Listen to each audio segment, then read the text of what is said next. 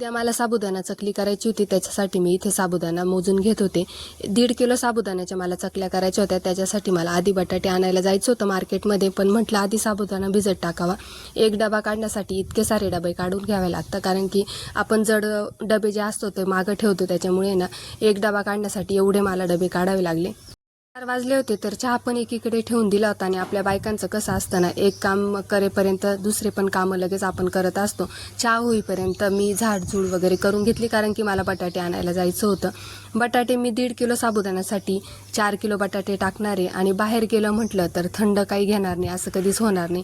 तर मुलगी आणि मी गेलो होतो, तर मस्त आईस्क्रीम वगैरे घेतलं, लस्सी घेतली आणि मग घरी आलो. मुलगा आला नव्हता, त्याच्यामुळे त्याला पार्सल घेऊन आलो. त्याने तर फळं सांगितले होते, पण ॲपल मनासारखे मिळाले नाही, त्याच्यामुळे ॲपल आणले नाही. दुसरे फळं मी घेऊन आले, कारण त्याला बरं नाही, त्याच्यामुळे तो जेवत पण नाही 2 दिवसापासून. त्याच्यामुळे म्हटलं फळं घेऊन या, निदान ज्यूस तरी पिईल.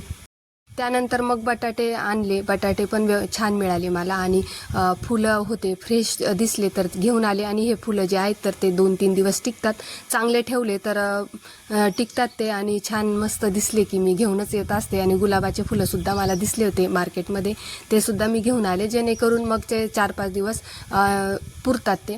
इकडे बटाटे पण आणले होते. 4 किलो बटाटे मी त्या ताईंकडूनच मोजून आणले होते, म्हणजे मग घरी आल्यावर मापाचं इकडे तिकडे होणार नाही. त्याच्यामुळे 4 किलो बटाटे मी 1.5 किलो साबुदाण्यासाठी टाकते. 1.5 किलो साबुदाण्यासाठी 4 किलो बटाटे घेतले तर चकली छान येते. तर चला भेटूया नेक्स्ट व्हिडिओमध्ये.